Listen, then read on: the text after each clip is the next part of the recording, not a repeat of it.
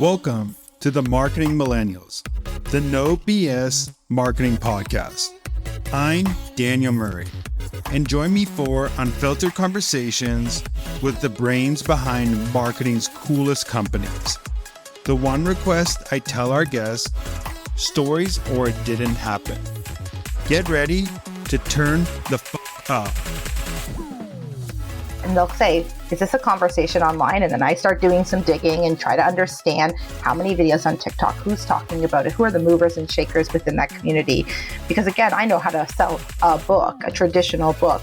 But when it comes to a topic, to your point, I really do need to understand, where does that niche live? Who are they? And how do I get them this book in a strategic way, if you will? Hey marketers, we know you love a TLDR, so I'll get right to the point. You know Wix, the website builder with professional templates? Well, meet Wix Studio, made for freelancers and agencies with multiple clients. It has everything you need to efficiently build and operate campaigns across multiple channels. With Wix Studio, you can build websites that scale with dynamic pages and reusable assets, fast-track projects with integrations from Meta, Zapier, Google Ads, and more. Finish A/B testing in days, not weeks. Publish social content, send emails, optimize SEO, and so much more. Oh, and reporting is covered with integrations for tracking and analytics tools like GA4 and SEMrush. Basically, it's an all-in-one toolkit that scales with you. Drive real client growth with Wix Studio. Go to wixstudio.com. What's up, everybody? Welcome back to another episode of the Marketing Millennials. Today, I have Lindsey Reeder on the podcast. She's the marketing director of HarperCollins Publishers. If you've read a book, you've probably seen a HarperCollins book. So I'm excited to talk all things book marketing. I think we don't talk enough about book marketing and how books get decided and how books get sell and how authors are chosen. So we have an expert on the podcast to talk about that. So first of all, Lindsey, welcome to the pod. And second of all, how did you get into marketing? Awesome. Thank you so much for having me. I'm such a fan of the show, so it's really exciting to be here.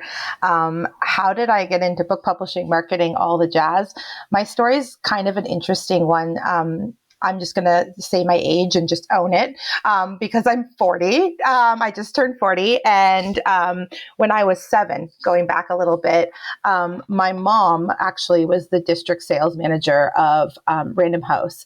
And she looked after selling books into the market.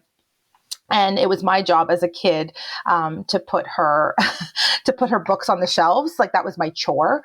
And then I was like, I love books. I love reading. And I never deterred from that. I knew that I wanted to get into book publishing from that age. And so I studied English, which most people will say, oh, well, an arts degree or an English degree just means you're going to be a teacher. But that was never my goal. And so when I turned 18, I went to university, studied all that jazz. And then I went into, I worked at a bank, but I always knew that I really, really wanted to be in book publishing. So I kept applying. But because I was on the East Coast of Canada, I knew I had to move to Toronto to actually get the job. And so that's what I did. And I moved up here and I got a job in a very, an assistant job. And that was kind of the start of me getting into publishing. But it all kind of started from being a kid, which is wild a little bit, right? So, Yeah, I mean, it's actually really cool because a lot of marketers I talk to go down one path and then they suddenly land into marketing. You don't hear a lot of people say, hey, I love books. I want to get into publishing and then get into what they actually want. So that's a really cool path. I want to also... So let's get into how this all works. Let's first get into how you decide to find the author, the book. What does that process look like? Yeah, it's been a little bit different because I've been in publishing now for 20 years and kind of assistant to now director. It's varied over the years, but now more than ever, we're really listening to consumer behavior and how people are using the internet, how they're buying books, what they're doing, more than before. And the traditional publishing method is still there. Like, oh, well, this person wrote a great book and they They submitted it to a publisher, and we do the traditional things and take it to market. But there's a whole new world of the way in which people are consuming books, specifically connected to TikTok. And so whether or not you guys have heard it before, BookTok is the biggest thing. And this really kicked off in 2020 in the middle of the pandemic. And book publishing and books had a really big moment during the pandemic. And the fear when we came out of it, thankfully, but like we came out of the pandemic was, like puzzles, are books still going to be as relevant? And the answer is yes, because of BookTok. And so if you walk into any bookstore today, you're going to see a shelf that says as seen on BookTok, or spicy reads, or romantasy. And these are all terms that have generated out of internet culture, which is the coolest thing. So my job is both marketing director, but also digital strategy, and how we look at bringing new books into the ecosphere of book publishing.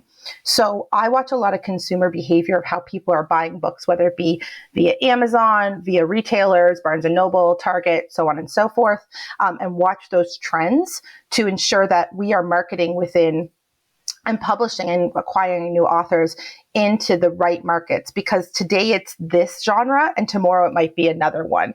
But when understanding those trends is something I spend all day doing, trying to better understand. So I use different tools and systems to understand what trend analysis is happening, which is really bizarre because, again, this is not traditional publishing. This is not how we did it 3 years ago. And I think HarperCollins specifically has had to kind of take a bigger seat at the table and better understand what's coming down the market and listen to the community like never before. And I think that's helping acquire new people. Could you give a little bit of what those insights look like? How would you, so obviously this BookTok, you can look at BookTok, but like what are the process of, okay, I found this data, then what happens next? And then what happens next when you found, first of all, how do you find it? And how do I find it? Yeah, and then the process of what happens next. Yeah, so it's really interesting. There's different ways we do it. We have a tool that we use called Exploding Topics, and that's owned by Google. So we look often to kind of better understand what is happening tied to different genres or authors. We can see which authors are trending up on TikTok based on that. So I'll plug them into different tools and better understand, like, are people coming to this? Where is the conversation happening, whether it be Instagram, TikTok, or so on and so forth. So that's one way. And then another way is, although I'm 40 and I think I'm hip and cool, I do have an amazing, incredible group of women, specifically women, on my team that spend a lot of time on TikTok. So rather than us trying to like find people just using data, I go right to the source and I say, hey guys, like what's happening?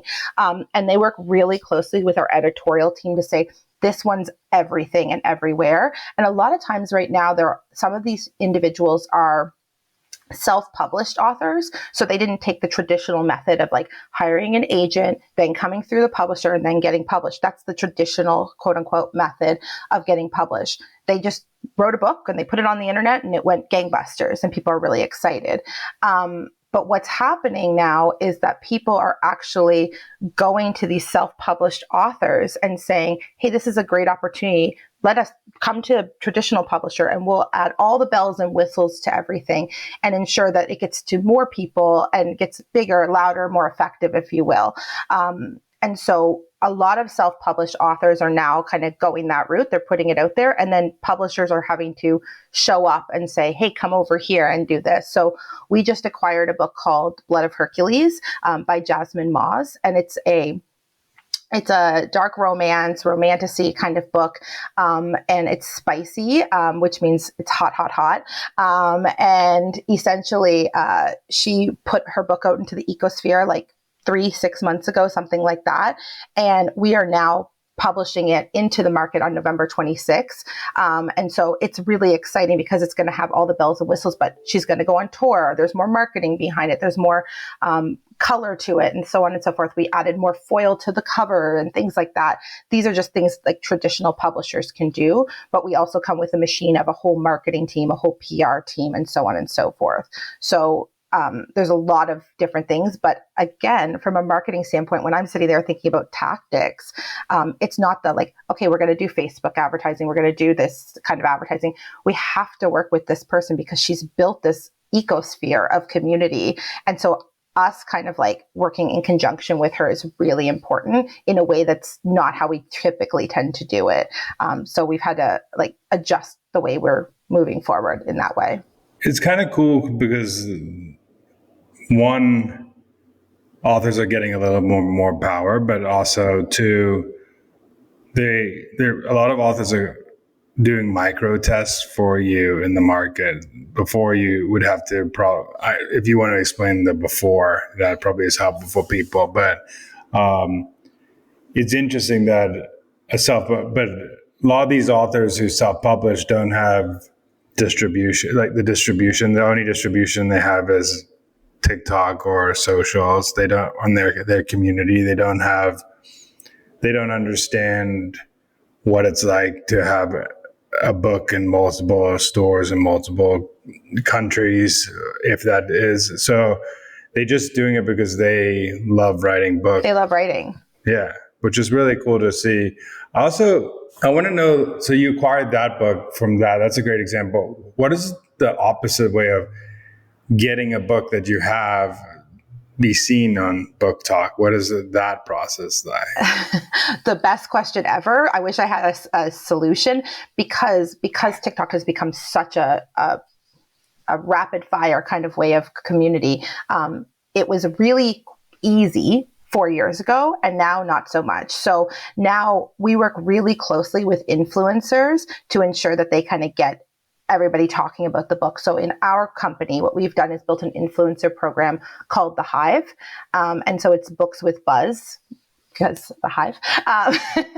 And essentially what we're trying to do is ensure that this group of influencers are the movers and the shakers of creating content and learning about our books and knowing about them to make buzz within the community itself. So that's one methodology of how we do it. We work directly with influencers. A lot of the other things that we do are a lot of social listening. And so we do it's literally as simple as sometimes sitting on your phone and looking up different books that are our books or other books, and finding who's talking about books that have real impact and ensuring that they have your book. So there's been a couple of like massive books that have hit it big on TikTok, and going to those people who kind of move that needle and saying, hey, I have this book. We'll send out an advanced reading copy to them. We'll send digital copies to them. We'll send them to events. We'll do a bunch of different things. So right now, more than ever, BookTok influencers have such a strong like part of our marketing plan. I think that they are they're just this like bucket of like opportunity for us, but they are very, very smart, and they're all working with one another to talk. So we have to, again, as publishers, be smarter with how we're going to them because they're getting it from every publisher. So how do you like say which one is the thing that I should pay attention to? It's been a little bit wild. So that's why it's so different in the last 4 years, because people are like, well, I'll just make a couple fun videos on TikTok. And now it's taken off in such a way that we're sending them multiple copies of books, but that's just our company. There's so many other companies sending them. So they must be getting tons and tons of content their way. Yeah. I mean, it's also, I feel like some of the time it happens organically where an influencer might be on a trip and they say, oh, I'm reading this juicy book. And then that book explodes. Or even, I think the older example would be like old magazines where you see a celebrity have a book next to them and everybody's like, what's that book that they're reading? That's just amplified because it's on social and everybody's doing it. But I also, interesting, because I know you said you follow the trends to find what books are trending and what topics are trending. Is there any process of getting a trend yourself, like implanting a trend in, so you have a book that could be is a good read, but it isn't a trending topic yet? Is there a process for that as well? That process does happen a little bit. It's harder because and I know it's hard just to like make something take off. But I think especially with nonfiction, there's more opportunity. Specifically, I worked on the book. Who's That Girl by Eve. She's the rapper from the 2000s. And that was one of those things where we really wanted like her name to like pop off and like find new opportunities. So we created a lot of hashtags and a lot of conversation around it that way. And we saw upward trends of happening, but that paired in conjunction with a lot of like her going on the road and being on The View and being on Good Morning America and all of that. So like the two went hand in hand. But I think from a strategy marketing standpoint, there was a lot of effort that went into that and ensuring that things all happen on the same day with her in conjunction and so on and so forth. So it is a method. It's just a hard one to crack right now. And to your point, sometimes someone will make a video and we have zero control over how it like happens.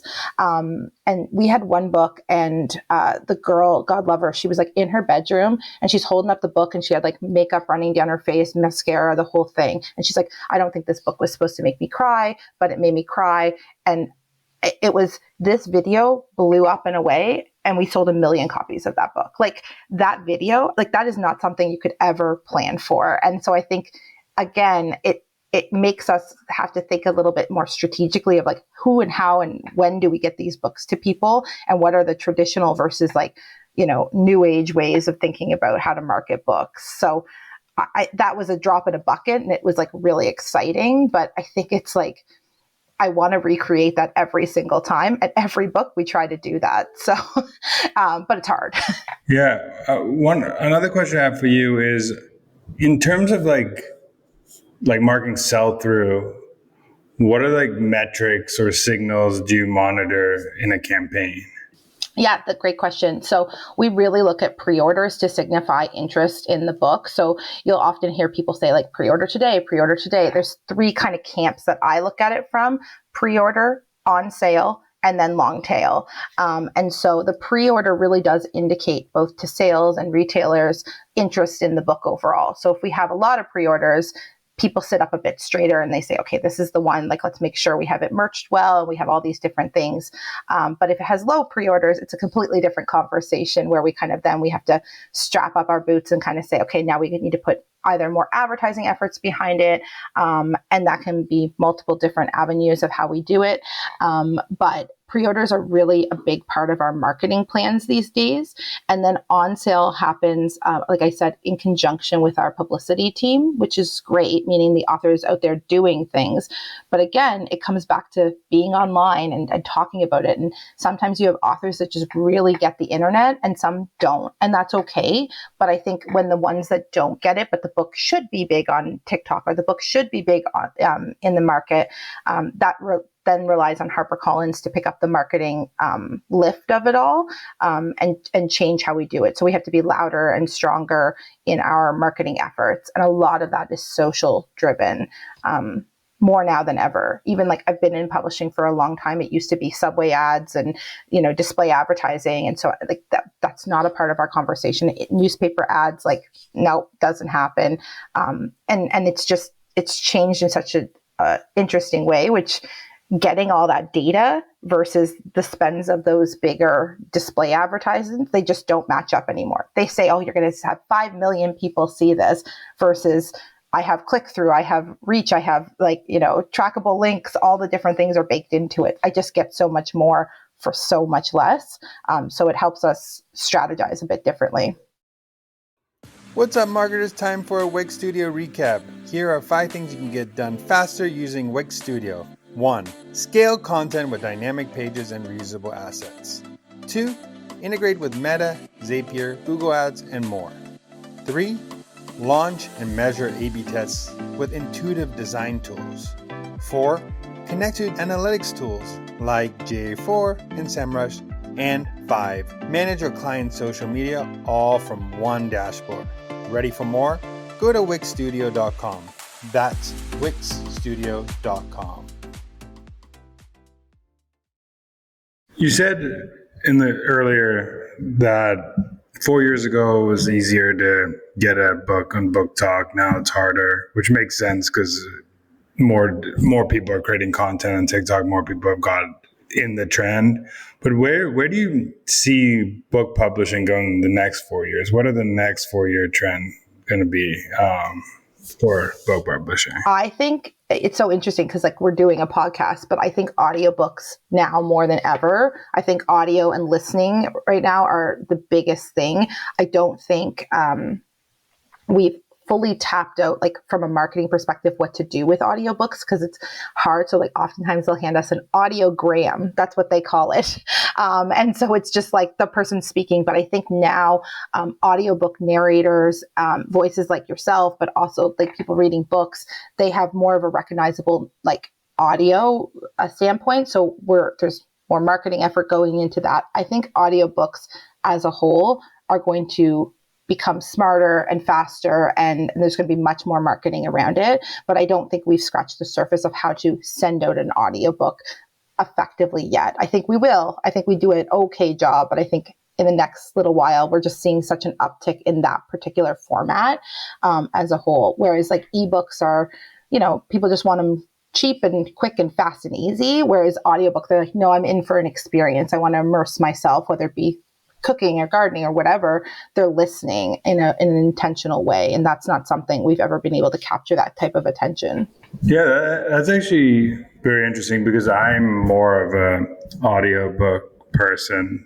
It's hard for me. I just don't have the attention span to just sit down and read a book, which I think everybody has different ways of consuming different types of media. And that's why there's a podcast and there's written form and all these different things. But I do think I don't really see many behind the scenes of someone reading a book or those behind the scenes moments of maybe reading a half a chapter on social and stuff like that. Nobody really sees that, which is really an underserved thing for someone who might not buy the book. If I wanted to listen while I'm just going on a walk right now, I listen to podcasts, but I could change my listening habits to a good book right now. And it's really hard too, because podcasts at least have a specific lane. It's hard to pick what audiobook you should read because there's just so many paths you can go down. So the one that's best marketed probably will end up being the one most downloaded at the end of the day. So yeah. And I think it's interesting too, because if I look at a podcast, I'll say, okay, it's 40 minutes. That's perfect. That's how long it's going to take me to do this activity. So I'm going to listen for 40 minutes, no problem. But when I see an audiobook and it says 12 hours, I'm like, oh, who's got the time? I don't have 12 hours. Even though I'm going to break it up, I'm not going to sit in a full chunk and listen to 12 hours.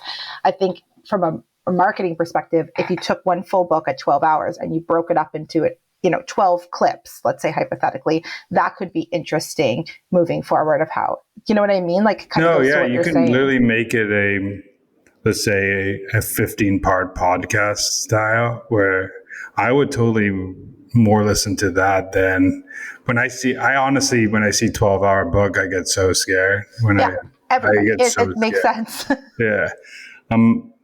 And then I think to myself, if it's a 12-hour audiobook, how long is it going to take me to even read that book? So that's probably going to take me an extra 3-4 hours of distractions. Exactly. So, and it's interesting because like sometimes I'll put it on like 1.5 speed and I'm like, okay, just go. Because depending on the book, if it's like guy meets girl, romance, conflict resolution, I'm like, oh, I know what happens.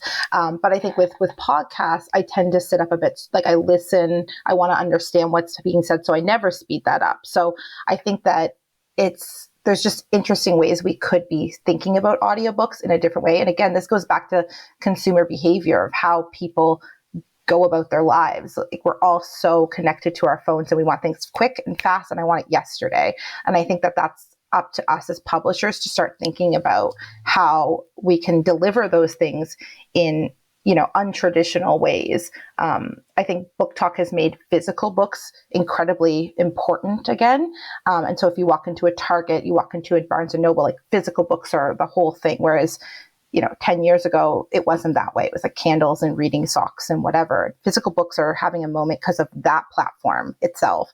But I think audiobooks are going to adapt into, quick, easy, consumable opportunities for us in the future.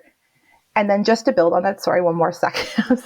But it's really interesting because a lot of book marketing specifically is geared towards women specifically. And it's not even intentional. I can see the data. It's like 85% of it is females and a lot of it is like over 55.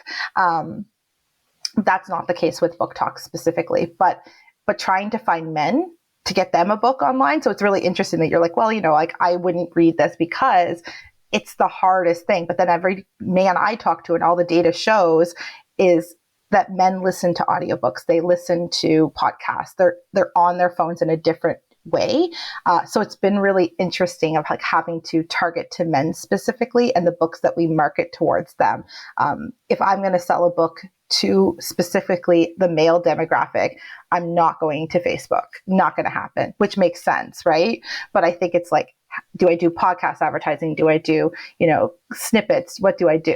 You really have to think outside the box of like who the consumer is. Yeah, it's actually interesting you say that because even for me, as I consume TikTok, I rarely see books in my feed, and it's probably intentional because TikTok's trying to serve it to an audience that would read hardcover books, where my wife is a very hardcover book reader. The only time I would get a hardcover book is if I want to go on vacation and then I'm deciding, okay, I want to, and even then I still tend towards thinking that I need to listen to the book. So it's a very interesting listener behavior or reader behavior for men and women. It's hard to convince someone to spend $35 on something that they don't even know how it ends. Like you can be like, well, I've heard 6 reviews of this movie and I know this and I saw clips on TikTok, or I saw like convincing someone to spend that kind of money on a one-shot deal that they might not like at the end is a hard thing. So that's where you build up kind of like movies, like music, like everybody, like you can't not hear that song. You can't not hear about that movie. I think that's what we're trying to do with BookTok specifically and influencers. And I think like having people read the books specifically, like with the Hive, our influencer program, that's the goal of what we're trying to do is create like early buzz. So we get them early copies of the book to read to kind of get that buzz happening to make people get excited about it. But it's hard. It's hard. Anything is hard to sell today. But I think marketing has made us have to think differently about it. I want to ask you, what do you think marketers can learn from authors, the way they do marketing? What are some tips you would give to marketers? That's such a good question. I think authors are just so much savvier than they used to be, that they're like quick and they understand how to both market their work and themselves. And that's not something they've had to do in the past, but now more than ever, I hear authors have taken courses on how to market themselves as individuals, because sometimes if they have like, let's say 30,000 social media followers, that's incredibly appealing to a publisher. Before that was like, oh, well, that's a nice thing, but that's not going to like move or shake. Now it will. So it's branding themselves and branding their book at the same time, which is a challenge because sometimes it's just about the art, right? Like that's what it's always been about in publishing. But I think that's been really interesting to watch how authors have really shaped the conversation. And like the example I gave earlier of Jasmine Moz, our author, watching the content she makes versus the content we make for her book, world of difference. She's got a lot of like fun, like Kermit the Frog in her. And I'm like, I don't get it. I don't understand the Kermit the Frog in connection to this book, but she's doing it in a savvy, fun, recognizable way because people know that's her. And I'm just like, it's confusing to me, but not to the consumer. Like they know exactly who she is and how she's marketed herself and what she's doing. And it's just so much savvier than it was. And I think because we're, a big publisher, we come in and we're like, this is how it's always been done. And I think if we don't start to listen to authors and understand how they market their books, we're going to get left behind now more than ever. It's also cool that the internet is moving towards these niche people. So if you are into gardening, for example, maybe even gardening in a small home. And all these people who are interested in gardening for a small home are following this person. And you have 20,000 people who are gardeners for a small home, and they write a book about how to do that, or something around a gardening novel, whatever. There'll be that audience is already preset that they're going to like that type of content we put out. So. And then oftentimes, like, an editor will come to me about a book about gardening or homesteading, or, we have one about like pelvic health and stuff like that. And they'll say, is this a conversation online? And then I start doing some digging and try to understand how many videos on TikTok, who's talking about it, who are the movers and shakers within that community. Because again, I know how to sell a book, a traditional book. But when it comes to a topic, to your point, I really do need to understand, where does that niche live? Who are they? And how do I get them this book in a strategic way, if you will? Yeah, because you could find, it's crazy how many places you can find those niches. There are Reddit threads, there's inner workings of TikTok, there's Instagram, there's Facebook groups, there's so many different places that you could find these niche audiences that are chatting with each other. Yeah. And I think in intense ways.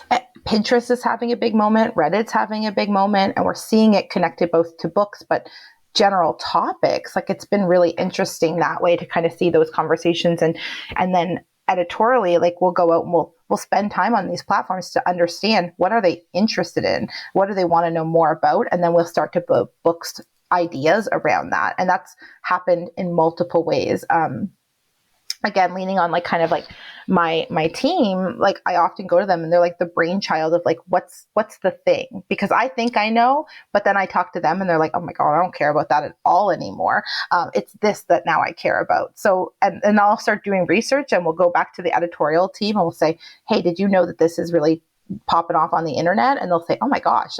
But it's hard because publishing, we'll talk about a book, we'll acquire the book, and then in a year and a half, that book will be in the market. So we've got a year and a half before it's actually traditionally published. So that moment has either come and gone, or we have to make it like important or relevant again. So that fast publishing model is not something traditional publishing has done. So we're calling it rapid publishing to make ourselves feel better. But I really think like it's hard to do because it's way out of our comfort zone, but we are doing it. And it's been a race to market to get it within when the conversation's happening, but it's a lot of work. It's hard. The thing about marketing today is how to get in the relevancy conversation as fast as possible, because relevancy, not all topics are evergreen. Some can be, like gardening is pretty evergreen topic, but romantic novels that say X, Y, and Z and do X, Y, and Z might be having a moment now, and then another moment happens over here and everybody pivots to that moment. Yeah. And it's like sports romance. Like this Taylor Swift Travis relationship is literally like all I talk about, both in my personal life and in my work life, because we'll be like, well, we have this book and like, let's change the cover to make sure that she's wearing red. And he's like, everything has changed based on like the current market share and like what people are interested in and what people are talking about. And there's a lot of backlist opportunities for us to surface it up to communities that maybe there is no timeline when it comes to books, right? You can have something that came out 5 years ago and it can still blow up. But I think we're very frontlist focused. We're like, well, what's coming out next? And I think this Travis Taylor conversation, and like I mentioned, I'm in Toronto, so she's coming to Toronto in the next month, and like the whole city is just like stopping. It's unbelievable and it's wild, and they're renaming restaurants that are called Kelly's Landing to Taylor's Landing, and there's all this stuff happening. But from a marketer's perspective, I'm looking about like how do I target that niche market and get them all the books when they're here in Toronto, and how do I geo-target and so on and so forth. So those are conversations I'm currently having all day, every day, to try to ensure that I get this market who is saturated at this moment to be in this area, the right books. Yeah, that's super smart, because I think it's taking a relevant topic, matching it with another relevant topic. They could be two obsolete topics, but you're just but if you have a little bit of relevancy of sports and romance and this is sport, you can really find a spot that really gets into a reader's heart in that moment. And you said there's going to be a lot of like moms there and a lot of people who are that demographic who want to read that. And then like the targeting will be that, but it'll also like my copy will lean into the moms or the dads who got dragged to this concert who don't care about her at all. And then it's going to go right at the Swiftie. And then it's going to go at the like, you're not from Toronto, but you might want to check out while you're here, this bookstore and so on and so forth. Because there's a lot of people flying in. That's super smart. Lastly, what is a marketing hill you would die on? Oh my gosh. What a good question. A marketing hill I would die on. I think that for me, and this is not a lot of publishing people would say this, but I'm going to say this because I'm more strategy digital wise. I think that data is your best friend. And I think that you should listen to it and read it, understand what consumers are doing and their behaviors and adapt quickly and nimbly, and know that you can adjust things as data changes and so on and so forth. I think that that's really important. And I don't think that is ever really taught in marketing. And it probably is now more so, but I think that it's important that people really start to understand and listen to data and how to read it. I think that's so funny when people come into specifically publishing or marketing and they say, yeah, it's a lot, but like, it's so black and white. I don't understand. And I think there's a lot of gray if you look for it. It's how you tell the story in front of you. I also think that the data conversation is, if you understand how data looks, how data trends, you can also use your intuition and common knowledge that like, for example, you are very deep in Taylor Swift and Travis Kelce, but you also know how to look at data in a market and say, so you're taking intuition that if Taylor and Travis if Taylor's going to be in town, it's going to be a big thing because you know intuitively because you've seen it on the internet and you're following that topic, but also you know how to like market a book and there's data around it and all that stuff. So data also helps you get your intuitive self in check as well. That's a really good point, because oftentimes I'll think about, or I'll say to my team, think about how you use the internet. Like think about how you're scrolling through Instagram and when you're doing it, and why you click on something versus why you don't. And when you click out of something versus when you don't. I think understanding how I use it versus somebody who's 10 years younger or 10 years older, I think is really important. So I am always very curious of like understanding like how my mom uses the internet versus how I do versus how like somebody who's 25 uses it. Very different. And I think we as marketers have to start thinking about that specific thing. So that intuitiveness of what and how and why baked into your strategy as a whole. And lastly, where can people find you? Oh, yeah. So I am, my last name is Reeder, Reeder. So it's Reeder Reads. I kept it all very book savvy on Instagram. And then also I'm on LinkedIn under Lindsey Reeder. And then my publishing company, HarperCollins, at HarperCollins, and also at HTP Books is another one that I help manage. And there's lots of different conversations about books happening there for my team. So, yeah. Well, thank you so much for joining. I'm learning about BookTok now for the first time. Well, I've heard of BookTok because I've walked in bookstores and seen on BookTok, but I've never really been fed BookTok. So I'm excited. You will now. Yeah. We talked it into existence. Yeah, my phone's sitting right here. So if I get a BookTok, I know they're listening.